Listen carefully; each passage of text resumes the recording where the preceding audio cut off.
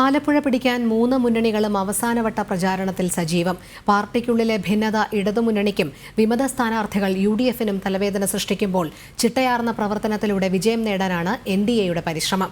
അതേസമയം തെരഞ്ഞെടുപ്പ് ഒരുക്കങ്ങൾ പൂർത്തിയായതായി കളക്ടർ വ്യക്തമാക്കി. കഴിഞ്ഞ തെരഞ്ഞെടുപ്പിൽ ഇടതുപക്ഷത്തിനൊപ്പം നിലയുറപ്പിച്ച ജില്ലയാണ് ആലപ്പുഴ. ഇക്കുറി രാഷ്ട്രീയ അന്തരീക്ഷം ആകെ മാറിയിരിക്കുന്നു. ശക്തമായ ത്രികോണ മത്സരത്തിന് കളമൊരുങ്ങിയിരിക്കെ തെരഞ്ഞെടുപ്പ് ഫലം കഴിഞ്ഞ തവണത്തേതിലും ഏറെ വ്യത്യസ്തമാകുമെന്നാണ് പൊതുവിൽ വിലയിരുത്തപ്പെടുന്നത്. ജില്ലാ പഞ്ചായത്ത് ഡിവിഷനുകളിലടക്കം NDAയും ഇക്കുറി ശക്തമായ പോരാട്ടം നടത്തുമ്പോൾ അത് കൂടുതൽ ദോഷം ചെയ്യുക ഏതു മുന്നണിയാകും എന്നതും തെരഞ്ഞെടുപ്പ് ഫലത്തിൽ നിർണായകമാകും. കായംകുളം, മാവേലിക്കര നഗരസഭകളിൽ കഴിഞ്ഞ തെരഞ്ഞെടുപ്പിൽ NDA വലിയ മുന്നേറ്റം നടത്തിയിരുന്നു. ഇക്കുറി ഭരണം നേടാനുറച്ചുള്ള പോരാട്ടമാണ് NDA ഈ നഗരസഭകളിൽ നടത്തുന്നത്. തിരുവൻവണ്ടൂർ പഞ്ചായത്തിൽ വീണ്ടും ചരിത്ര വിജയം നേടി സുസ്ഥിര ഭരണത്തിനും NDA ശ്രമിക്കുന്നുണ്ട്.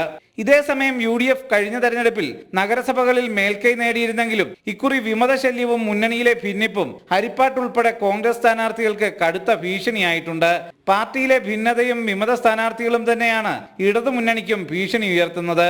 ഇതേസമയം വീടുകൾ കയറിയിറങ്ങിയും അടുപ്പമുള്ളവരെ ഇടപെടുത്തിയും സ്ഥലത്തില്ലാത്തവരെ നാട്ടിലെത്തിച്ചും വോട്ടുകൾ ഉറപ്പിക്കാനുള്ള അവസാനവട്ട ശ്രമത്തിലാണ് ജില്ലയിലെ 5462 സ്ഥാനാർത്ഥികളും.